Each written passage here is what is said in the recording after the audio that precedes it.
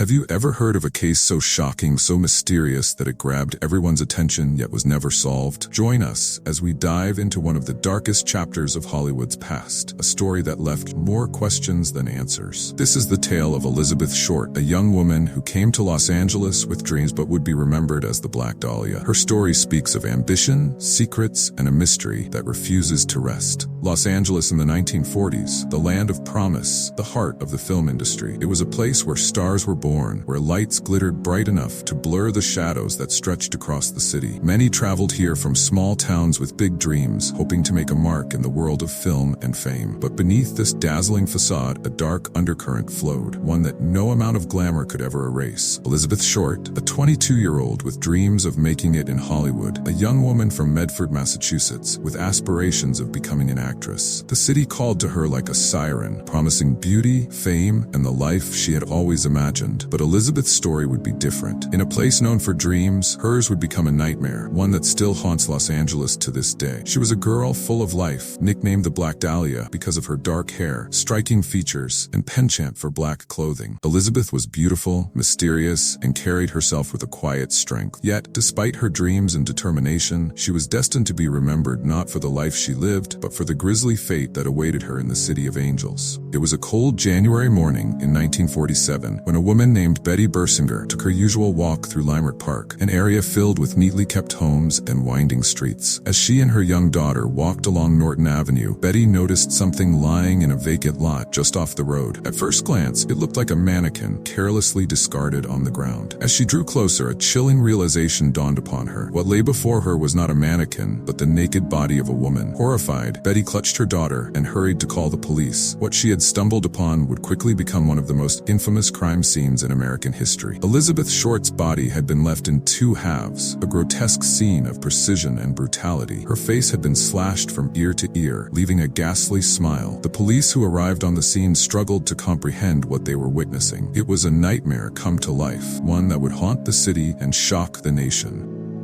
The LAPD descended on the scene, hoping to make sense of the brutality before them. Seasoned detectives were left stunned by the precision of the mutilation. Elizabeth's body had been cleanly severed at the waist with surgical accuracy, and there was no blood at the scene, suggesting she had been killed elsewhere and carefully transported here. Her body had been posed deliberately, arms raised above her head, legs spread apart as though in some twisted performance. Investigators couldn't shake the feeling that they were dealing with someone who not only understood anatomy, but also reveled in the macabre display of it. The sheer brutality left them grappling with an unspoken question. What kind of person could be capable of such horror? As word spread, onlookers began to gather near the scene, whispers and gasps echoing through the crowd. Reporters quickly flooded the area, desperate for details, adding chaos to an already shocking scene. By the time investigators collected evidence, they were left with more questions than answers, and a public demanding swift justice for the young woman who lay dead in the lot. Elizabeth's murder spread through the news like wildfire, with headlines blaring the Black Dahlia murder. Sensationalized stories painted her as a mysterious, dark-haired femme fatale, haunting beauty doomed by Hollywood's dark side. But behind the headlines was a grieving family, torn apart by the brutal fate of their beloved Elizabeth. Reporters didn't stop at the scene. They delved into every corner of Elizabeth's life, uncovering her relationships, her struggles, and her failed attempts to find stability. Some painted her as a troubled woman drawn to dangerous people, while others romanticized her as a tragic figure. In the eyes of the public, she became the Black Dahlia, an enigma wrapped in the allure of Hollywood noir. But as the media frenzy grew, so did the challenges for law enforcement. Tips flooded in, each more bizarre than the last, and the lines between fact and fiction blurred. The nation became fixated on Elizabeth Short, not as a young woman with dreams, but as the doomed Black Dahlia, forever tied to Hollywood's darkest corners.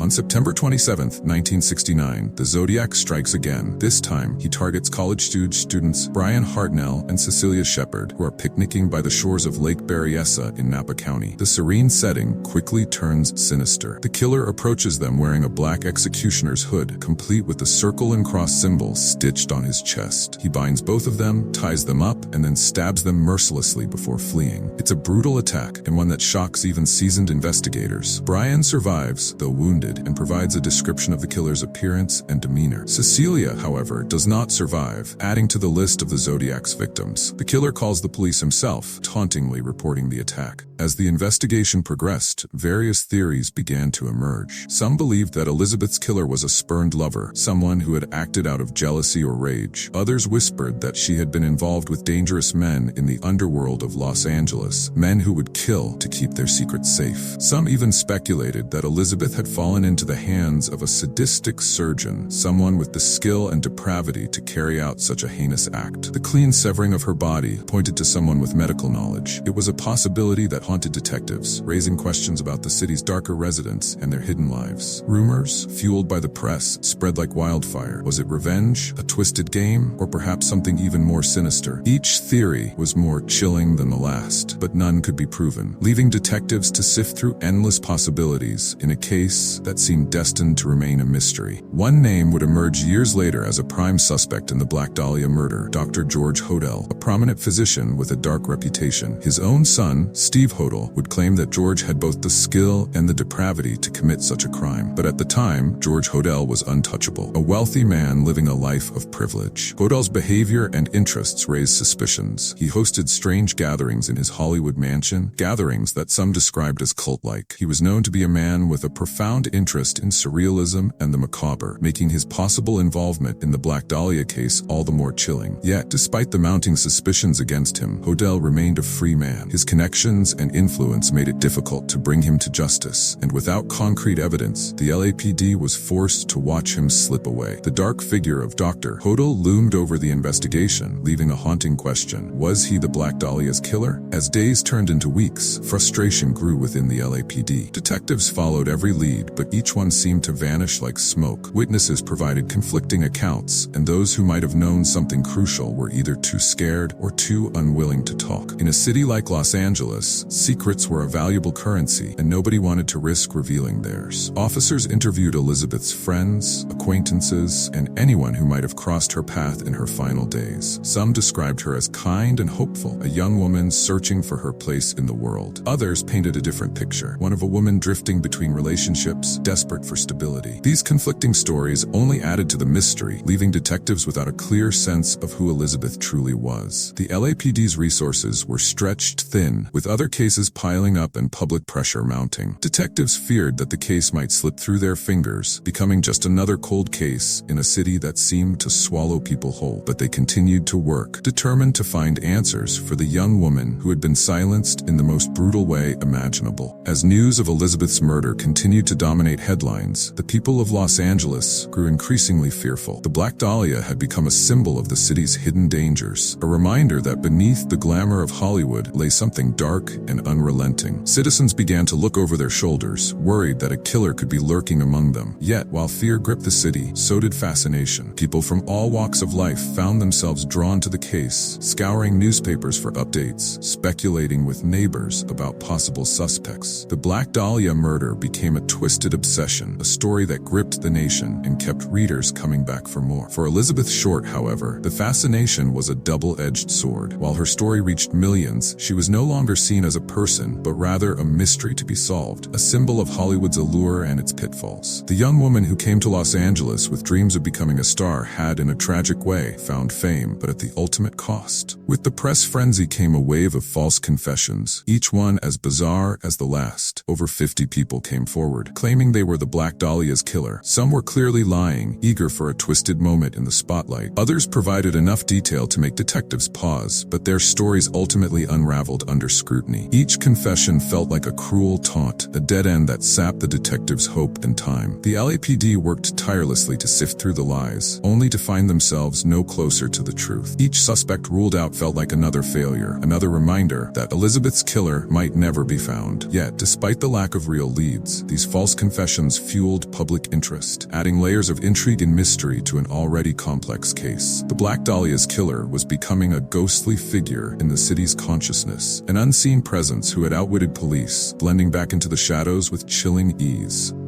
Tracing Elizabeth's final days was no easy task. She had been staying with friends, occasionally finding temporary work and relying on the kindness of acquaintances. She frequented cafes and bars, drifting through the city's nightlife, hoping to find connections that would lead her closer to her dreams. In the days leading up to her murder, Elizabeth was seen in various locations around Los Angeles, yet no one could pinpoint exactly where she had been. Her life had become a series of chance encounters and fleeting connections, and this made it nearly impossible for detectives to establish a timeline. Elizabeth had slipped through the cracks, lost in the city's chaotic pulse. For detectives, each detail of her last days felt like a breadcrumb leading to an invisible path. But despite their best efforts, the picture remained incomplete. Her final hours were a mystery, one that only her killer truly understood. It was as if the city itself had swallowed her whole, leaving behind only fragments of a life interrupted. Years later, a retired LAPD detective named Steve Hodel would begin his own investigation into the Black Dahlia murder. What made his search unique was the unsettling belief that his own father, Dr. George Hodel, might have been the man responsible for Elizabeth's death. Driven by both professional curiosity and personal dread, Steve began to re-examine the evidence. Steve Hodel discovered details about his father that were deeply disturbing. Dr. Hodel was a brilliant but morally dubious man, known for his eccentricities and dark interests. As Steve delved deeper, he found connections between his father's activities and the Black Dahlia murder, connections that haunted him and changed his view of his family forever. Yet despite his compelling findings, Steve's theory was met with skepticism. Dr. Hodel had been dead for years, leaving the truth buried with him. For Steve, the question of his father's guilt was both a mystery and a curse. He had opened a door to a painful past, one that left him questioning everything he thought he knew about the man who had raised him. The investigation into Elizabeth's murder pulled back the curtain on Hollywood's seedy underworld, a place where wealthy men and powerful figures mingled with aspiring actresses and vulnerable newcomers. Hollywood was a place where ambition met danger, and many young women were drawn into dangerous circles, often without realizing the risks they faced. For Elizabeth, the Hollywood dream was alluring, but it came with a price. She was a woman navigating a world dominated by men who could make or break careers, men who saw young actresses as expendable. It was a place where dreams were sometimes shattered, leaving young women like Elizabeth caught in a web they couldn't escape. Police suspected that Elizabeth may have crossed paths with someone from the shadowy side of Hollywood, someone who saw her as nothing more than an object to be used and discarded. The deeper they looked, the more they realized that Elizabeth was not the first nor the last to fall victim to the city's darker desires. Over time, the Black Dahlia murder took on a life of its own, evolving from a tragic story into a haunting piece of Hollywood lore. Her name became synonymous with mystery and darkness, a symbol of the city's hidden dangers and the fragile line between fame and obscurity. Elizabeth's short story became a cautionary tale, one that Hollywood could not ignore. The fascination with the Black Dahlia grew, and her image appeared in books, movies, and art, forever immortalizing her as a tragic figure. But behind the public fascination was a real person, a young woman who had been stripped of her humanity, reduced to a symbol by a city that thrived on illusions. To her family, she was not the Black Dahlia, but simply Elizabeth, a beloved daughter and sister whose life had been cut short. For them, the public's obsession was both a blessing and a curse, a painful reminder that while her story lived on, Elizabeth herself was gone, her life erased by an act of unspeakable violence. Decades later, modern detectives revisited the Black Dahlia case with the hope that advances in forensic science might uncover new leads. DNA analysis and other technological advancements had solved countless cold cases, bringing long overdue justice to victims and their families. But for Elizabeth, the path to closure remained elusive. Narrative 2. Detectives hoped to find preserved evidence that could provide a breakthrough, perhaps a strand of hair or a trace of DNA. But over the years, the case files had been handled by many, and much of the original evidence had either degraded or been lost. With each passing year, the hope of finding her killer faded further. Yet the desire to solve the Black Dahlia case has never died. For law enforcement and true crime enthusiasts alike, Elizabeth's story represents a mystery worth pursuing. A case that may never be solved, but will continue to inspire the relentless search for answers in the face of unrelenting darkness. As the years passed, whispers began to surface about possible corruption within the LAPD that may have hindered the Black Dahlia investigation. In post-war Los Angeles, ties between police, organized crime, and Hollywood elites ran deep, creating a tangled web of influence and cover-ups. Some detectives wondered if powerful people with dark secrets had buried crucial evidence, protecting the guilty from prosecution. Rumors circulated that George Hodel himself, a wealthy and well-connected doctor, had used his influence to manipulate police. Hodel was allegedly involved in underground underground activities, and his mansion was a gathering place for Los Angeles powerful, a safe haven where illicit desires could be indulged away from prying eyes. Some wondered if this protected circle had also shielded a murderer from justice. With these theories, a dark question arose. Had the city's own police force failed Elizabeth not just out of incompetence, but out of choice? If true, it would mean that corruption ran deeper than anyone imagined, suggesting that the killer might have walked free, not because he was uncatchable, but because he was untouchable. Dr. George Hodell's shadow over the case grew larger as his son, Steve Hodel, continued his own investigation. Steve presented what he believed to be evidence linking his father to Elizabeth's murder, including journal entries, suspicious photographs, and even connections to the house where Elizabeth was rumored to have last been seen. For Steve, the evidence painted a horrifying picture of a father who had lived a life of disturbing secrets. The LAPD eventually took Steve's findings seriously, conducting tests within Hodell's Hollywood mansion. Cadaver dogs brought to the property alerted to the scent of human remains, adding weight to the theory that Hodell may have been hiding more than just secrets. But with the passing decades, concrete proof remained elusive, leaving only the haunting suggestion that Hodell might indeed have been the Black Dahlia's killer. Though he was never convicted, Hodell's name remained one of the most compelling in the Black Dahlia case. To his son, it was a chilling legacy to bear, a father who might have been responsible for one of the most brutal murders in American history. For Steve, the pursuit of justice had become personal, a lifelong mission to uncover the truth, no matter how painful. Over the years, Elizabeth Short's life and death became woven into the fabric of American pop culture. The Black Dahlia was immortalized not just as a mystery, but as a symbol of Hollywood's underbelly, the dark side of fame, and the perils that came with it. Books, films, and even music would draw inspiration from her tragic story, each one adding a new layer to the myth surrounding her life. In 1987, author James Elroy published The Black Dahlia, a fictionalized account of Elizabeth's life that further enshrined her place in the American psyche. The novel's success led to a film adaptation, cementing Elizabeth's story as a Hollywood tragedy and continuing to captivate audiences worldwide. Elizabeth's legacy had evolved, forever linking her to a dark allure that blurred the lines between reality and fiction. For the public, Elizabeth Short was no longer just a victim, but a symbol of the beautiful and the damned. The romanticized stories surrounding her life gave her a twisted kind of immortality, an irony that likely would have shocked the real Elizabeth. In death, she became a cultural icon, her name synonymous with unsolved mysteries and the shadows that lurk beneath fame's glittering lights.